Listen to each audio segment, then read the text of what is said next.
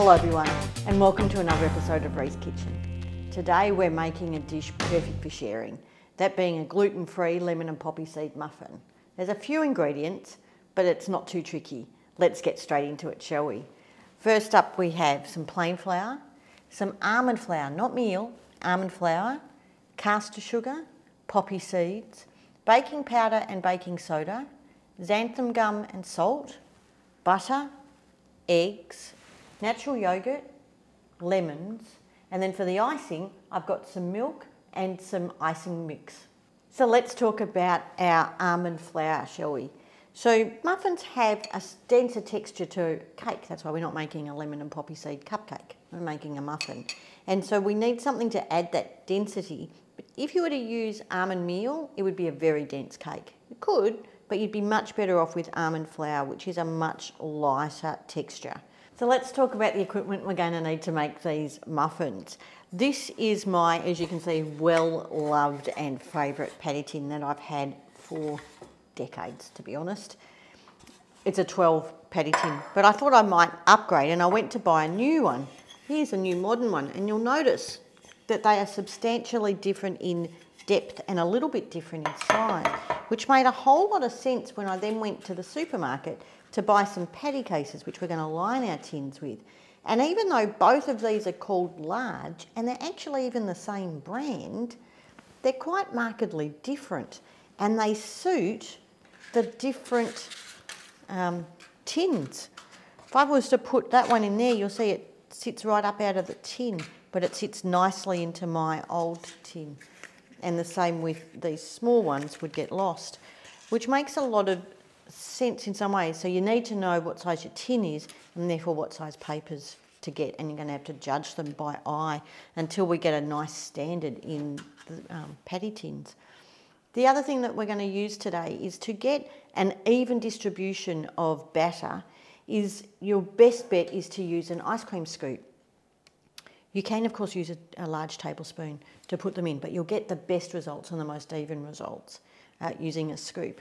And also our batter today is very thick. When we put it in our patties, it's not runny to fill out the patty. So you'll get that dome will stay with your scoop.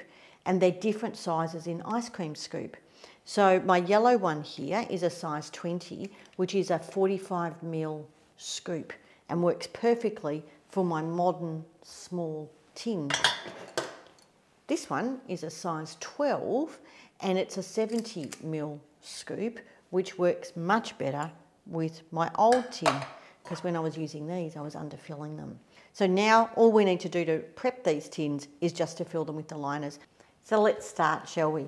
So first up, I'm just going to pop all the dry ingredients into my mixer bowl. Whoops. So start with the plain flour, the almond flour, caster sugar, baking powder and soda, and the xanthan gum and salt, and our poppy seeds. And I'm just going to blend those with my stand mixer just for a few moments until they're well mixed together. Now I've popped my oven on 190 degrees centigrade fan forced to start heating up, and I'm going to zest in the zest of the 3 lemons using my microplane into our flour mix. And then we're going to save these lemons because we're going to use some of the juice in as well. Always easier to zest a whole lemon than once you've cut it. The aroma of that citrus from the lemon zest is just amazing already. All right, so we're going to throw in our butter. It's a warm day today, so it's well and truly at room temperature.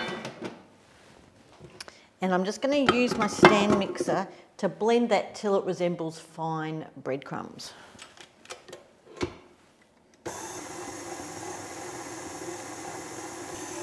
That looks pretty good.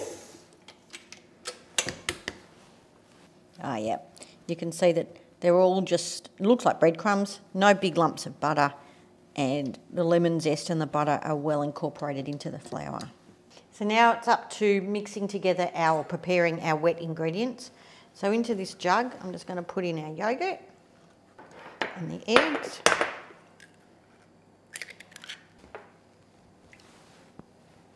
And then measure out 4 tablespoons of lemon juice. 1, 4. And just whisk all of that together. Now to put these two together. Now the trick with muffins is not to overmix them. Hence I've taken away my stand mixer and I'm going to do this by hand. We want to do it until everything's combined, so we've got no little splotches of white flour that's going to appear in our muffin, but not to overmix, otherwise they go a bit tough and heavy. So just making a well in the middle there and pouring in our eggy yogurt.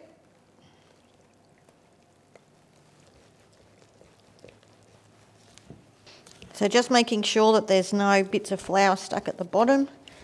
And so barely mixed, but just done. And as I said, it's quite a stiff dough. As you can see, it's holding up my spatula.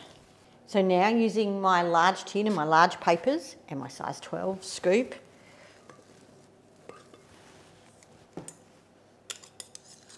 so an even amount and in.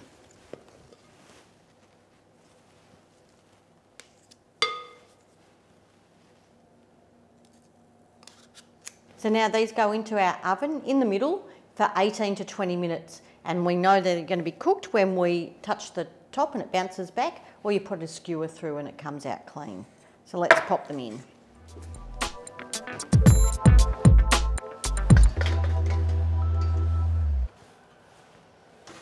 Let's have a go. Look. My skewers come out perfectly clean.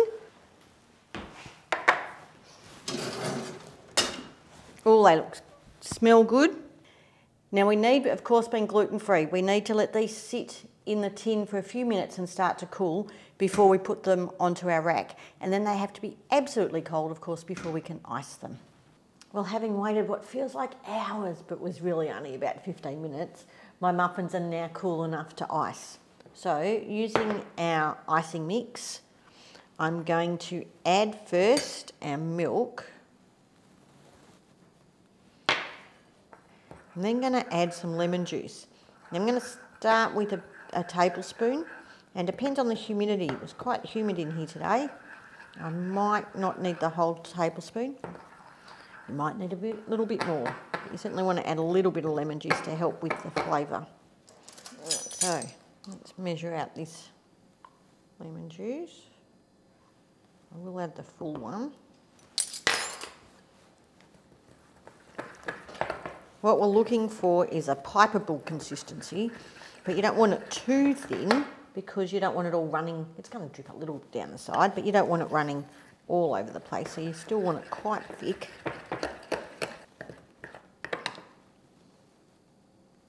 Now, although this is pretty close, I actually think I've added a little bit too much liquid.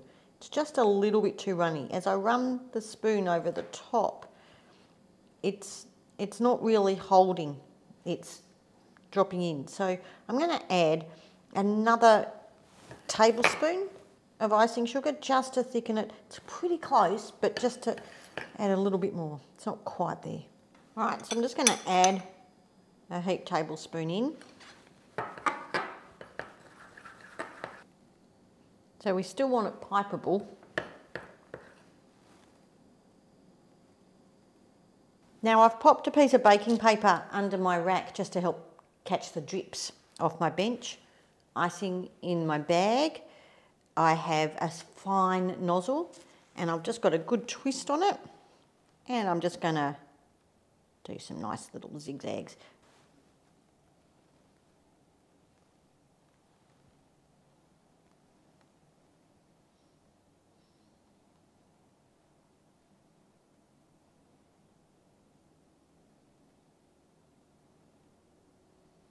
Now we need to leave the icing to set, and that's only going to take 5–10 minutes. So there's time to put the kettle on now. Then we can dig in.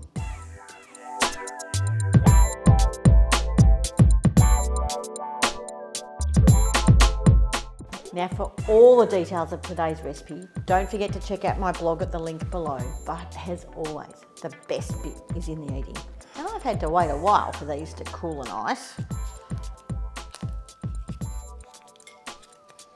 Peel it off the paper. I feel like a little kid. But I'm gonna eat them ladylike with a fork.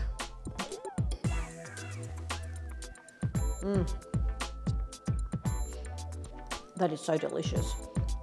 The crumb is so moist and the citrus pops, and then that extra bit of sweetness with a bit of icing.